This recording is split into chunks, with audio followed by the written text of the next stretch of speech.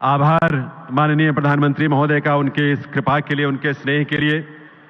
देवी और सज्जनों, दिल्ली की झुग्गी झोपड़ियों में रहने वाले लाखों परिवारों की दुर्दशा पर आंसू तो बहुतों ने बहाए, लेकिन उस दुर्दशा से इन्हें बाहर निकालकर एक सम्मानजनक जीवन देने का सपना जिन्होंने देखा, उस सपने को साकार करने की प्रेरणा जिन्होंने दी, राह जिन्होंने दिखाई, वे हैं हमारे आपके प्रिय प्रधानमंत्री श्री नरेंद्र मोदी जी। गरीब हो, महिलाएं हो, किसान हो, आपने इन सबकी समृद्धि का मार्ग प्रशस्त किया है, इन्हें सम्मान से जीने का अवसर दिया है और साथ ही विकसित भारत के निर्माण में इन्हें सबको भागीदार भी बनाया है। देवी सज्जनों, आइए आप सबकी सम्मान से भरी, कृतज्ञता से भरी तालियों के साथ निवेदन करें इस देश के यशस्वी प्रधानमंत्री श्री नरेंद्र मोदी जी से इस अवसर पर उनके संबोधन के लिए। माननीय प्रधानमंत्री महोदय।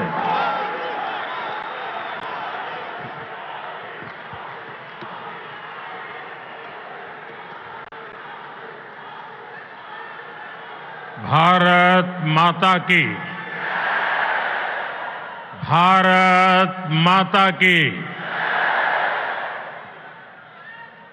केंद्रीय मंत्रिमंडल के मेरे सहयोगी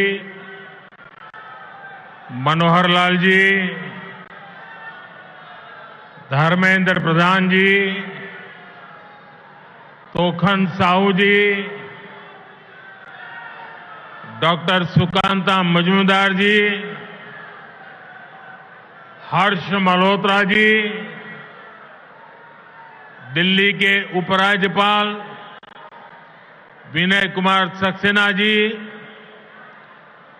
संसद में मेरे सभी साथीगण, विधायकगण और मेरे प्यारे भाई और बहनों, आप सभी को साल 2025 की बहुत बहुत शुभकामनाएं।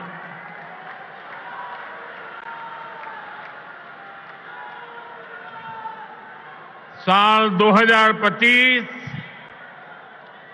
भारत के विकास के लिए अनेक नई संभावना लेकर आ रहा है। दुनिया की तीसरी बड़ी आर्थिक ताकत बनने की तरफ हमारी यात्रा इस वर्ष और तेज होने वाली है। आज भारत दुनिया में राजनीतिक और आर्थिक स्थिरता का प्रतीक बना है। साल 2025 में भारत की ये भूमिका और सशक्त होगी। ये वर्ष विश्व में भारत की अंतर्राष्ट्रीय छवि को और सशक्त करने का वर्ष होगा। ये वर्ष भारत को दुनिया का बड़ा मैन्युफैक्चरिंग हब बनाने का वर्ष होगा। ये वर्ष युवाओं को नए स्टार्टअप और एंटरप्रेन्योरशिप में तेजी से आगे बढ़ाने का वर्ष होगा। ये वर्ष कृषि क्षेत्र में नए कीर्तिमानों का वर्ष होगा। ये वर्ष विमेन लेड डेवलपमेंट के हमारे मंत्र को नई ऊंचाई देने का वर्ष होगा। ये वर्ष ईज ऑफ लिविंग बढ़ाने, क्वालिटी ऑफ लाइफ बढ़ाने का वर्ष होगा। आज का ये कार्यक्रम भी इसी संकल्प का एक हिस्सा है। साथियों, आज जिन परियोजनाओं का शिलान्यास और लोकार्पण हुआ है, उनमें गरीबों के घर है, स्कूल और कॉलेज से जुड़े प्रोजेक्ट्स हैं। मैं आप सभी को बहुत बहुत बधाई देता हूं। विशेष रूप से मैं उन साथियों को, उन माताओं बहनों को बधाई देता हूं जिनकी एक तरह से अब नई जिंदगी शुरू हो रही है। झुग्गी की जगह पक्का घर, किराए के घर की जगह अपना घर, ये नई शुरुआत ही तो है। जिनको ये घर मिले हैं, ये उनके स्वाभिमान का घर है, ये आत्मसम्मान का घर है, ये नई आशाओं, नए सपनों का घर है। मैं आप सभी की खुशियों में, आपके उत्सव का हिस्सा बनने ही आज यहां आया हूं। और आज जब यहां आया हूं तो काफी पुरानी यादें ताजा होना बहुत स्वाभाविक है। आप में से शायद कुछ लोगों को पता होगा, जब आपातकाल का समय था, देश इंदिरा गांधी के तानाशाही रवैये के खिलाफ लड़ाई लड़ रहा था। इमरजेंसी के खिलाफ एक लड़ाई चल रही थी। उस समय मेरे जैसे बहुत साथी अंडरग्राउंड मूवमेंट का हिस्सा थे और उस समय ये अशोक विहार मेरा रहने का स्थान हुआ करता था।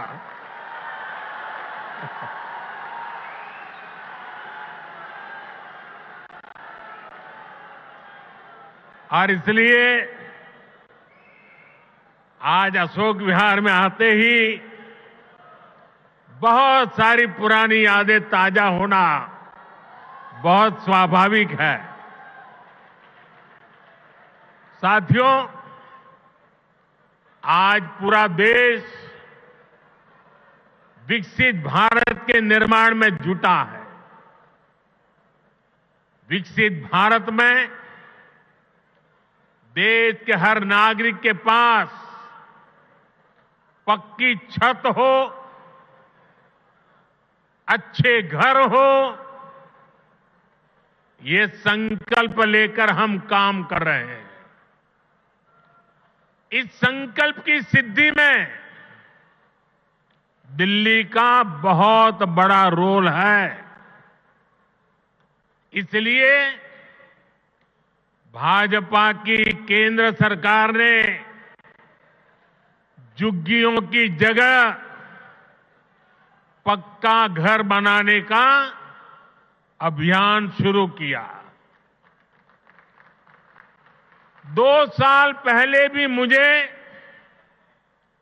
कालकाजी एक्सटेंशन में झुग्गियों में रहने वाले भाई बहनों के लिए 3000 से अधिक घरों के शुभारंभ का अवसर मिला था। वो परिवार जिनके अनेक पीढ़ियां सिर्फ झुग्गियों में ही रही, जिनके सामने कोई उम्मीद नहीं थी, वे पहली बार पक्के घरों में पहुंच रहे हैं। तब मैंने कहा था कि ये तो अभी शुरुआत है।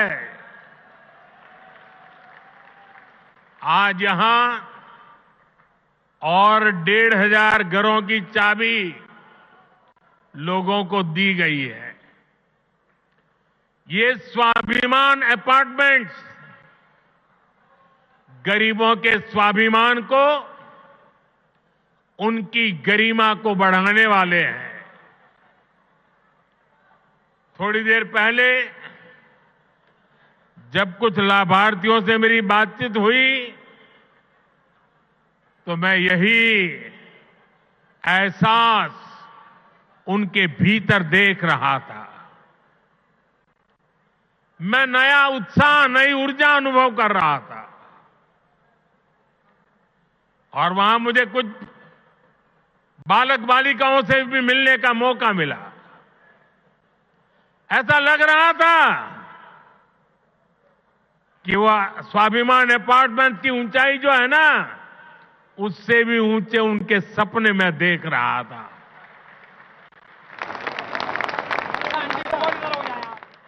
और साथियों, इन घरों के मालिक भले ही दिल्ली के अलग अलग लोग हों, लेकिन ये सब के सब मेरे परिवार के ही सदस्य हैं।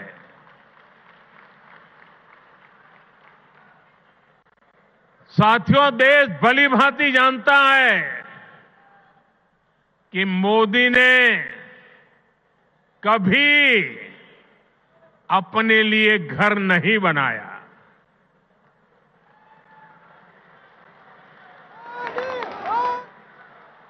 लेकिन बीते 10 वर्षों में 4 करोड़ से अधिक गरीबों के घर, उनका सपना पूरा किया है।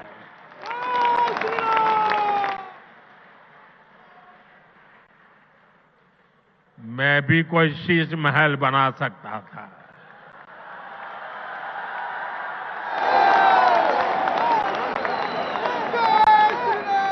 लेकिन मेरे लिए तो मेरे देशवासियों को पक्का घर मिले, यही एक सपना था।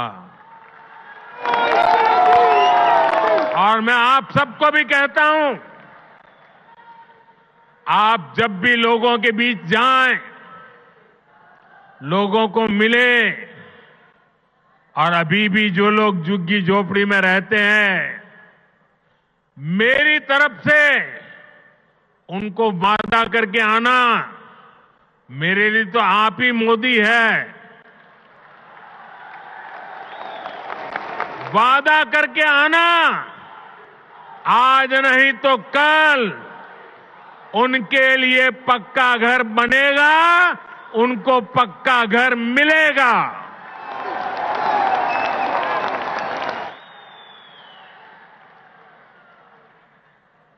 गरीबों के इन घरों में हर वो सुविधा है जो बेहतर जीवन जीने के लिए जरूरी है। यही तो गरीब का स्वाभिमान जगाता है, आत्मविश्वास बढ़ाता है, जो विकसित भारत की असली ऊर्जा है। और हम यहीं रुकने वाले नहीं हैं। अभी दिल्ली में करीब 3000 ऐसे ही और घरों के निर्माण का काम कुछ ही समय में पूरा होने वाला है। आने वाले समय में हजारों नए घर दिल्ली वासियों को मिलने वाले हैं। इस क्षेत्र में बहुत बड़ी संख्या में हमारे कर्मचारी भाई बहन रहते हैं। उनके जो आवास थे, वे भी काफी पुराने हो चुके थे। उनके लिए भी नए आवास बनाए जा रहे हैं। दिल्ली के अभूतपूर्व विस्तार को देखते हुए ही केंद्र सरकार रोहिणी, और द्वारका सब सिटी के बाद अब नरेला सब सिटी के निर्माण को गति दे रही है। साथियों, विकसित भारत बनाने में बहुत बड़ी भूमिका हमारे शहरों की है। हमारे ये शहर ही जहां दूर दूर से लोग बड़े सपने लेकर आते हैं, पूरी ईमानदारी से उन सपनों को पूरा करने में जिंदगी खपा देते हैं। इसलिए केंद्र की भाजपा सरकार हमारे शहरों में रहने वाले हर परिवार को क्वालिटी लाइफ देने में जुटी है। हमारा प्रयास है कि गरीब हो या मिडिल क्लास, उसको अच्छा घर दिलाने में मदद मिले। जो नए नए लोग गांव से शहर आए हैं, उन्हें उचित किराए पर घर मिले। जो मध्यम वर्गीय परिवार है, मिडिल क्लास है, उसको भी अपना सपनों का घर पूरा करने के लिए सरकार पूरी मदद दे रही है। बीते एक दशक से कम लगातार ये काम निरंतर चल रहा है। बीते 10 वर्षों में प्रधानमंत्री आवास योजना शहरी, इसके तहत देश भर में 1 करोड़ से ज्यादा घर बने हैं। इसी योजना के तहत दिल्ली में भी करीब 30,000 नए घर बने हैं। साथियों, अब इस प्रयास को हमने और विस्तार देने की योजना शुरू की है। प्रधानमंत्री आवास योजना शहरी के अगले चरण में शहरी गरीबों के लिए 1 करोड़ नए घर बनने वाले हैं। इन घरों के लिए केंद्र की भाजपा सरकार ही मदद देने वाली है। साल में जिनकी आय 9 लाख रुपए से कम है, उन परिवारों को इस योजना का विशेष फायदा होगा। केंद्र सरकार मिडिल क्लास परिवारों को, मध्यम वर्ग परिवारों का घर का सपना पूरा करने के लिए होम लोन के ब्याज में बहुत बड़ी छूट दी रही है। वो पैसे सरकार दे रही है। साथियों, हर परिवार का सपना होता है कि उसके बच्चे अच्छे से पढ़ें, अच्छे से सीखें और अपने पैरों पर खड़े हो। देश में अच्छे स्कूल कॉलेज हो, यूनिवर्सिटीज हो, अच्छे प्रोफेशनल संस्थान हो, इस पर भाजपा सरकार द्वारा बहुत जोर दिया जा रहा है। हमें सिर्फ बच्चों को पढ़ाना ही नहीं है, बल्कि वर्तमान और भविष्य की जरूरतों के लिए नई पीढ़ी को तैयार भी करना है। नई नेशनल एजुकेशन पॉलिसी में इसी बात का ध्यान रखा गया है। नई राष्ट्रीय शिक्षा नीति गरीब परिवार का बच्चा हो, मध्यम परिवार के संतान हो, उनको नए अवसर देने वाली नीति को लेकर चलता है। हमारे देश में मध्यम वर्ग परिवार के बच्चे हो, गरीब परिवारों के बच्चे हो, उनके लिए डॉक्टर बनना, इंजीनियर बनना, बड़ी अदालत में खड़े होकर के वकालत करना, ये सारे सपने उनके भी होते हैं।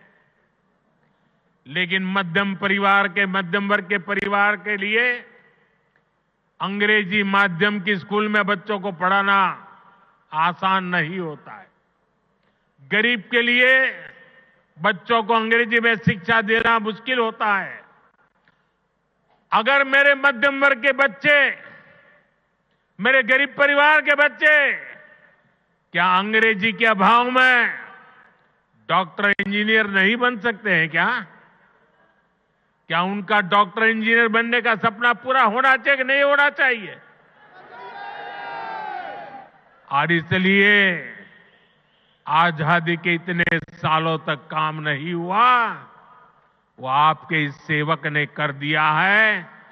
अब वो अपनी मातृभाषा में पढ़ करके डॉक्टर भी बन सकता है, इंजीनियर भी बन सकता है और बड़ी से बड़ी अदालत में मुकदमा भी लड़ सकता है। साथियों, देश की शिक्षा व्यवस्था को बेहतर बनाने में सीबीएसई की बड़ी भूमिका है। इसका दायरा निरंतर बढ़ रहा है। इसको देखते हुए ही सीबीएसई का नया भवन बनाया है। इससे आधुनिक शिक्षा का विस्तार करने में, परीक्षा के आधुनिक तौर तरीकों को अपनाने में मदद मिलेगी। साथियों, उच्च शिक्षा के मामले में दिल्ली यूनिवर्सिटी की प्रतिष्ठा भी लगातार मजबूत हो रही है और ये मेरा सौभाग्य है, मुझे भी दिल्ली यूनिवर्सिटी का विद्यार्थी रहने का सौभाग्य मिला।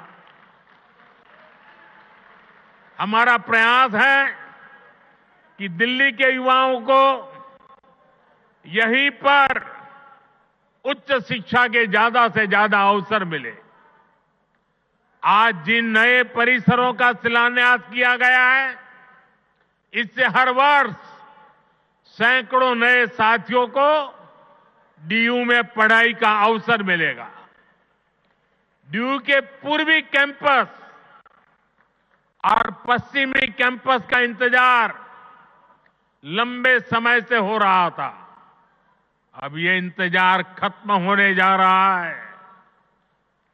सूरजमल विहार में पूर्वी कैंपस और द्वारका में पश्चिमी कैंपस पर अब तेजी से काम होगा। वहीं नजफगढ़ में वीर सावरकर जी के नाम पर नया कॉलेज भी बनने जा रहा है। साथियों, एक तरफ दिल्ली में शिक्षा व्यवस्था के लिए केंद्र सरकार के प्रयास है, वहीं दूसरी तरफ यहां की राज्य सरकार का कोरा झूठ भी है। दिल्ली में जो लोग राज्य सरकार में पिछले 10 साल से उन्होंने यहां की स्कूली शिक्षा व्यवस्था को बहुत नुकसान पहुंचाया है। हालात ये है कि समग्र शिक्षा अभियान के तहत जो पैसे भारत सरकार ने दिए, ये दिल्ली में ऐसी सरकार बैठी है जिसको दिल्ली के बच्चों के भविष्य की परवाह नहीं है।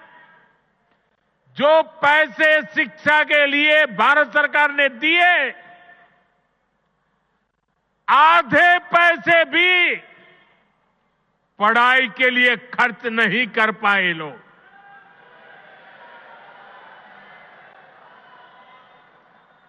साथियों, ये देश की राजधानी है।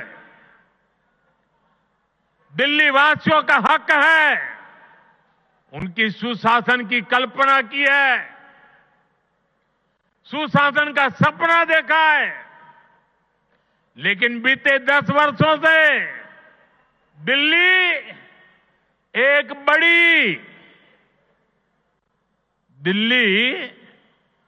एक बड़ी आपदा से घिरी है।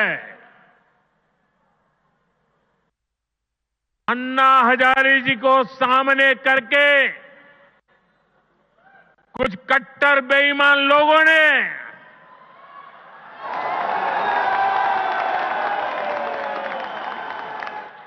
दिल्ली को आपदा में धकेल दिया। शराब के ठेकों में घोटाला, बच्चों के स्कूल में घोटाला, गरीबों के इलाज में घोटाला, प्रदूषण से लड़ने के नाम पर घोटाला, भर्तियों में घोटाला। ये लोग दिल्ली के विकास की बात करते थे, लेकिन ये लोग आपदा बनकर दिल्ली पर टूट पड़ी है। ये लोग खुलेआम भ्रष्टाचार करते हैं, फिर उसका महिमा मंडन भी करते हैं। एक तो चोरी, ऊपर से सीना चोरी।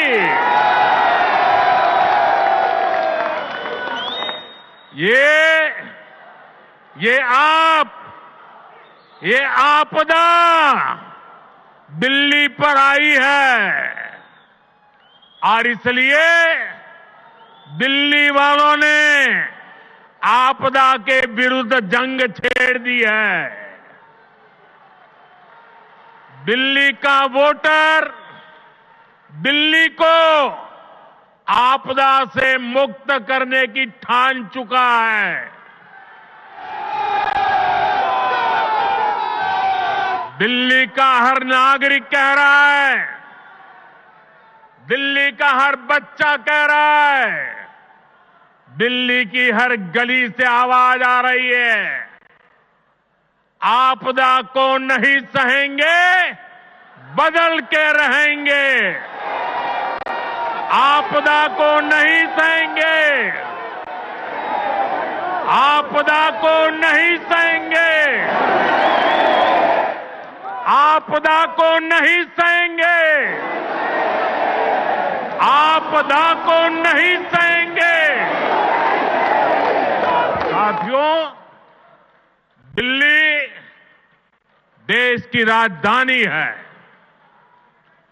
बड़े खर्चे वाले बहुत से काम यहां जो होते हैं वो भारत सरकार, केंद्र सरकार के जिम्मे है।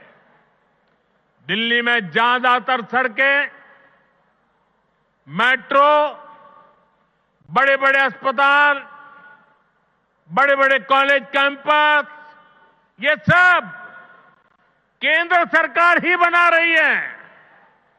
लेकिन यहां की आपदा सरकार के पास जिस भी काम का दायित्व है उस पर भी यहां ब्रेक लगी हुई है। दिल्ली को जिस आपदा ने घेर रखा है उसके पास कोई विजन नहीं है। ये कैसी आपदा है, इसका एक और उदाहरण हमारी यमुना जी है। यमुना नदी, अभी मैं ये स्वाभिमान फ्लैट के लाभार्थियों से बात कर रहा था यहां आने से पहले, तो ज्यादातर वो इस उत्तरी क्षेत्र के रहने वाले थे। तो मैंने उनको पूछा छठ पूजा कैसी रही। उन्होंने कहा, साहब सर पे हाथ फोड़ के कह रहे थे, साहब यमुना जी का हाल इतना खराब हुआ, अब हम तो छठ पूजा क्या करें, इलाके में ऐसा छोटा मोटा करके हम मां की क्षमा मांग लेते हैं। हर दिल्ली वासी को यमुना जी का स्थिति साथियों, आज 10 साल बाद ये कह रहे हैं और बेशर्मी देखो, लाज शर्म का नामो निशान नहीं। ये कैसी आपदा? ये कह रहे हैं यमुना की सफाई से वोट नहीं मिलते। अरे वोट नहीं मिलेंगे तो क्या यमुना को बेहाल छोड़ देंगे? यमुना जी की सफाई नहीं होगी तो दिल्ली को पीने का पानी कैसे मिलेगा? इन लोगों की करतूतों की वजह से ही आज दिल्ली वालों को गंदा पानी मिलता है। इस आपदा ने दिल्ली वालों के जीवन को टैंकर माफिया के हवाले कर दिया है। ये आपदा वाले रहेंगे तो भविष्य में दिल्ली को और भी विकराल स्थिति की तरफ ले जाएंगे। साथियों, मेरा ये निरंतर प्रयास है कि देश के लिए जो भी अच्छी योजनाएं बन रही हैं, उनका लाभ मेरे दिल्ली के भाई बहनों को भी मिले। केंद्र की भाजपा सरकार की योजनाओं से गरीब और मध्यम वर्ग को सुविधाएं भी मिल रही हैं और पैसे भी बच रहे हैं। साथियों, केंद्र की भाजपा सरकार बिजली का बिल 0 कर रही है और इतना ही नहीं, बिजली से कमाई के अवसर भी दे रही है। पीएम सूर्य घर मुफ्त बिजली योजना से हर परिवार आज बिजली उत्पादक बन रहा है। भाजपा सरकार हर इच्छुक परिवार को 78,000 रुपीज, करीब 75-80 हजार रुपये एक परिवार को सोलर पैनल लगाने के लिए 75-80 हजार रुपये दे रही है।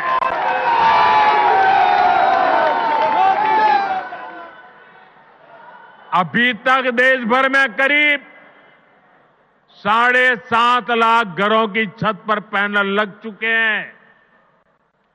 इससे जरूरत की बिजली मुफ्त मिलेगी और बची हुई बिजली का पैसा सरकार आपको देगी।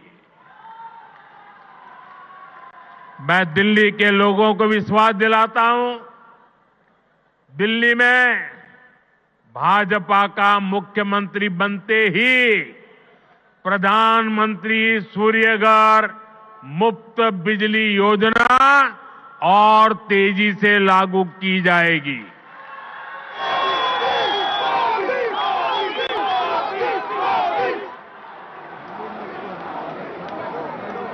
साथियों, आज दिल्ली के करीब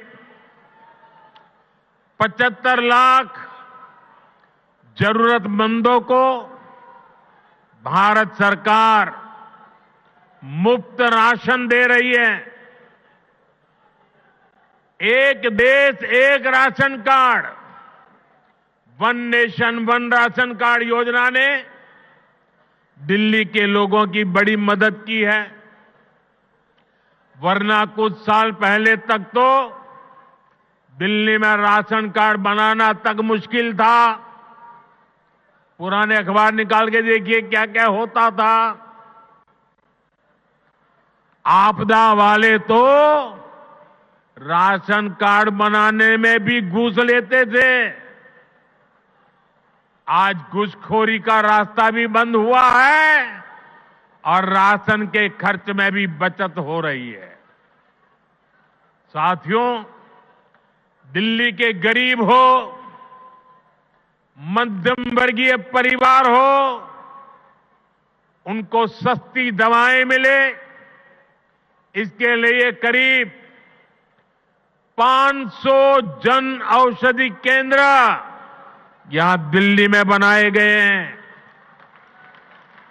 इन केंद्रों पर 80% से अधिक डिस्काउंट पर दवाएं उपलब्ध है। 100 रुपये की दवाई 15 रुपया 20 रुपये में मिलती है।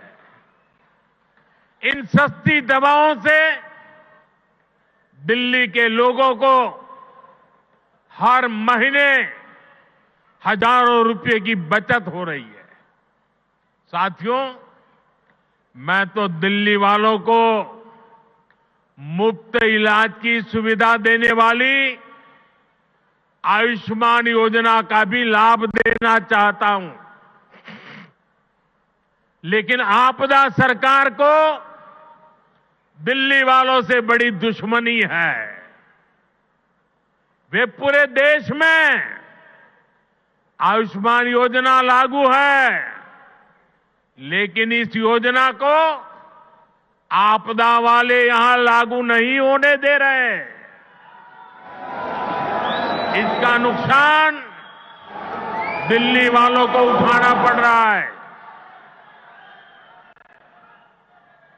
और सबसे बड़ी बात, हमारे दिल्ली के व्यापारी देश भर में जाते आते रहते हैं, दिल्ली के प्रोफेशनल देश भर में जाते आते रहते हैं, दिल्ली के नौजवान देश भर में जाते आते रहते हैं, घूमने फिरने जाते हैं। हिंदुस्तान के किसी कोने में गए और कुछ हो गया, अगर आयुष्मान कार्ड होगा तो कार्ड वहां पर भी आपकी ट्रीटमेंट की गारंटी बन जाएगा। लेकिन ये लाभ दिल्ली को नहीं मिल रहा है, क्योंकि दिल्ली की आपदा सरकार आपको आयुष्मान से जोड़ नहीं रही है। और इसलिए हिंदुस्तान में कहीं गए, कुछ हो गया, ये मोदी चाहते हुए भी आपकी सेवा नहीं कर पाता है, ये आपदा के पाप के कारण। साथियों, भाजपा सरकार 70 साल की आयु के ऊपर के बुजुर्गों को भी आयुष्मान योजना के दायरे में ले आई है। किसी भी परिवार का 70 साल से ऊपर का व्यक्ति, अब उनके बच्चों को उसकी बीमारी की चिंता नहीं करनी पड़ेगी, ये आपका बेटा उनकी चिंता करेगा। लेकिन मुझे बड़े दुख के साथ कहना पड़ रहा है कि बेटा दिल्ली के बुजुर्गों की कितनी सेवा करना चाहे, लेकिन आपदा वालों ने दिल्ली के बुजुर्गों को उस सेवा से वंचित कर दिया है। फायदा नहीं ले पा रहे। आपदा वालों का स्वार्थ, आपदा वालों की जीत, आपदा वालों का अहंकार आपके जीवन से वो ज्यादा बड़ा मानते हैं। साथियों, दिल्ली के लोगों के लिए भारत सरकार पूरी संवेदनशीलता से काम कर रही है। दिल्ली की अनेकों कॉलोनियों को रेगुलर करके भाजपा सरकार ने लाखों लोगों की चिंता दूर की है। लेकिन यहां की आपदा सरकार ने, यहां की राज्य सरकार ने उन्हें आपदा का शिकार बना डाला। केंद्र की भाजपा सरकार लोगों की मदद के लिए स्पेशल सिंगल विंडो कैंप चला रही है, लेकिन आपदा सरकार इन कॉलोनियों में पानी की, सीवर की सुविधाएं तक ठीक से नहीं दे रही है। इसके चलते लाखों दिल्ली वासियों को बहुत परेशानी हो रही है। घर बनाने में लाखों रुपए लगाने के बाद भी अगर सीवर ना हो, नालियां टूटी हो, गली में गंदा पानी बहता हो तो दिल्ली के लोगों का दिल दुखना बहुत स्वाभाविक है। जो लोग दिल्ली के लोगों से विश्वासघात करके झूठी कस्में खाके अपने लिए शीश महल बनवा लेते हैं, उनसे जब यह आपदा जाएगी और भाजपा आएगी तो इन सारी समस्याओं का समाधान भी किया जाएगा। साथियों, आपको याद रखना है, जहां जहां आपदा का दखल नहीं है वहां हर काम अच्छे से होता है। आपके सामने डीडीए दिल्ली डेवलपमेंट अथॉरिटी का उदाहरण है। डीडीए में आपदा का उतना दखल नहीं है। इसके कारण डीडीए गरीबों और मध्यम वर्ग के लिए नए घर बना पा रही है। दिल्ली के हर घर तक पाइप से सस्ती गैस पहुंचाने का काम तेजी से चल रहा है। ये काम भी इसलिए हो पा रहा है क्योंकि इसमें भी आपदा की दखल नहीं है। दिल्ली में इतने सारे हाईवे बन रहे हैं, एक्सप्रेसवे बन रहे हैं, ये भी इसलिए बन पा रहा है क्योंकि इसमें आपदा की दखल नहीं है। साथियों, आपदा वाले दिल्ली को सिर्फ समस्याएं दे सकते हैं, वहीं भाजपा दिल्ली के लोगों की समस्याओं का समाधान करने में जुटी है। 2 दिन पहले ही हमारे दिल्ली के 7 एमपी हमारे सांसद ने यहां की ट्रैफिक की समस्या को दूर करने के लिए अहम सुझाव भारत सरकार को दिए हैं। दिल्ली एयरपोर्ट के नजदीक शिव मूर्ति से नेल्सन मंडेला मार्ग तक टनल बनाना हो, दिल्ली अमृतसर कटरा एक्सप्रेसवे को केएमपी एक्सप्रेसवे से जोड़ना हो, दिल्ली देहरादून एक्सप्रेसवे को अर्बन एक्सटेंशन रोड 2 से जोड़ना हो, या दिल्ली का ईस्टर्न बाईपास हो, ये हमारे सांसदों ने जो सुझाव दिए, इन सुझावों को भारत सरकार ने मान लिया है। इन पर सैद्धांतिक सहमति दे दी है। इनसे आने वाले समय में दिल्ली में ट्रैफिक की समस्या का समाधान होगा। साथियों, साल 2025 दिल्ली में सुशासन की नई धारा तय करेगा। ये साल राष्ट्र प्रथम, देशवासी प्रथम, मेरे लिए दिल्लीवासी प्रथम, इस भाव को सशक्त करेगा। ये साल दिल्ली में राष्ट्र निर्माण और जन कल्याण की नई राजनीति का शुभारंभ करेगा और इसलिए आपदा को हटाना है, भाजपा को लाना है। आपदा को हटाना है, आपदा को हटाना है, आपदा को हटाना है। इसी विश्वास के साथ आप सभी को नए घरों के लिए, नए शिक्षा संस्थानों के लिए फिर से एक बार बहुत बहुत बधाई। मेरे साथ बोले भारत माता की। दोनों हाथ ऊपर करके पूरी ताकत से बोलिए, आपदा से मुक्ति का नारा चाहिए। भारत माता की, भारत माता की, भारत माता की। बहुत बहुत धन्यवाद। बहुत बहुत आभार माननीय प्रधानमंत्री श्री नरेंद्र मोदी जी का उनके इस प्रेरक संबोधन के लिए। तालियों की गूंज आपकी आनी चाहिए, करतल ध्वनि से आइए, अभिनंदन वंदन करें, आभार व्यक्त करें, हृदय से आभार व्यक्त करें। ऐसे देश के यशस्वी प्रधानमंत्री श्री नरेंद्र मोदी जी का हृदय से आभार, प्रधानमंत्री जी का उन हजारों परिवारों की ओर से जिन्हें आज आपकी प्रेरणा और प्रयासों से अपना घर मिला है।